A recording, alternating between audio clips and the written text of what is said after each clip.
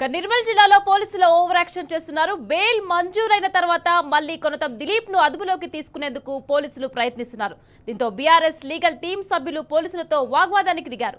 పోలీసుల తీరుకు నిరసనగా BRS legal team Konatham Dilip BRS నేతలు కోర్టు గేటు దగ్గర బైఠాయించి నిరసన తెలుపుతున్నారు. రైట్, ఇదే విషయానికి సంబంధించి మనతో డిస్కస్ చేయడానికి జక్కల లక్ష్మణ్ అడ్వకేట్ గారు ఉన్నారు. నమస్తే అండి లక్ష్మణ్ గారు.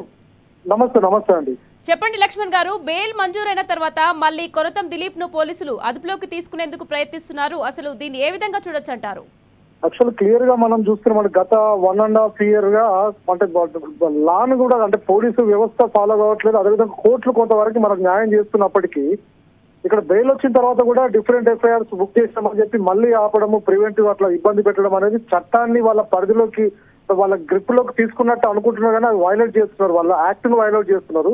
ఇక్కడ క్లియర్ గా కొనతం దిలీప్ గారు అమెరికా పోయేటప్పుడు ఎల్ఓసి తన మీద ఇష్యూ ఉన్నప్పుడు ఎల్ఓసిని కూడా స్టే తీసుకొని తను అమెరికా వెళ్ళడం జరిగింది. అంటే హైకోర్టులో రిట్ పిటిషన్ పెండింగ్ లో ఉన్నది ఇప్పటికది. సో ఎఫ్ఐఆర్స్ లో తను ఇన్వాల్వ్ అయి ఉన్నాడు, ఎల్ఓసి ఇష్యూ చేశారు కాబట్టి ఎల్ఓసిని స్టే తీసుకున్న సందర్భంలో కూడా అరెస్ట్ చేయడం అనేది ఈ మధ్యన డీజీపీ గారు ఒక సర్క్యులర్ ఇష్యూ చేశారు. చాలా మందికి తెలియదు, అంటే తెలంగాణ వ్యాప్తంగా ఒక దిలీప్ గారి కేసులోనే కాదు చాలా కేసులలో ఇల్లీగల్ అరెస్టులు జరుగుతున్నవి. 41 years సిఆర్పిస్ కి విరుద్ధంగా అరెస్టులు చేస్తున్నారు అని చెప్పి Asfaq అలాం versus state of Bihar అనే ఒక జడ్జిమెంట్ ని బేస్ చేసుకుని డీజీపీ తెలంగాణ డీజీపీ గారు ప్రతి పోలీస్ స్టేషన్ కు ఒక సర్క్యులర్ ఇష్యూ చేయడం జరిగింది. మీరు 7 years లోపు ఉన్న నేరాలు ఏవైతే ఉంటాయో అందులో మీరు అరెస్ట్ చేయకుండా 41 నోటీస్ ఇచ్చి వాళ్ళను వదిలేయాలని చెప్పి క్లియర్ గా డీజీపీ గారు రాయడం జరిగింది. అంటే ఇక్కడ డీజీపీ గారేమో అరెస్ట్ చేయొద్దని లెటర్ రాస్తారు, కన్సల్ట్ పోలీస్ వాళ్ళేమో అరెస్ట్ చేసి రిమాండ్ చేస్తున్నారు. అంటే మీరు క్లియర్ గా ఇక్కడ అర్థమైంది పోలీస్ వ్యవస్థ తీరు అనేది వైలేషన్, అంటే చట్టాన్ని వాళ్ళ గ్రిప్ లోకి తీసుకొని చట్టాన్ని వైలేట్ చేస్తూ కోర్టు తీర్పులను కూడా వైలేట్ చేస్తూ ఇలా మిస్యూజ్ వాళ్ళ పవర్స్ ని మిస్యూజ్ చేస్తున్నారని మనకు క్లియర్ గా అర్థమవుతుంది. దీన్ని మేము హైకోర్టులో కూడా ఛాలెంజ్ చేయబోతున్నాం. అది లక్ష్మణ్ గారు చెప్పండి, అంటే ఒక్కసారి బెయిల్ మంజూరైన తర్వాత మళ్ళీ ఇలా అదుపులోకి తీసుకోవడం ఒక అడ్వకేట్ గా మీరేమంటారు?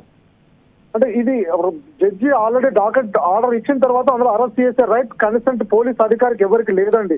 ఇంకోటి జడ్జి గారు కూడా రిమాండ్ చేసినా జడ్జి గారు రిమాండ్ తీసుకొని ఆ పోలీస్ అధికారి మీద కంటెంప్ట్ యాక్షన్ కూడా తీసుకునే అవకాశం ఉంటుంది. అంటే కంటెంప్ట్ ప్రొసీడింగ్స్ ని వైలేట్ చేస్తున్నట్టు కోర్టు ఆర్డర్ కూడా వాళ్ళు వైలేట్ చేస్తున్నప్పుడు కంటెంప్ట్ ఆఫ్ కోర్టు కూడా సుమోటోగా కోర్టు తీసుకొని ఆయనకు మెమో ఇష్యూ చేసి రిప్లై అడిగే అవకాశం కూడా ఉంటుంది. ఈ మధ్యలో మనం రేవతి కేసులో కూడా అలాగే జరిగిన సందర్భం చూసాం మనం.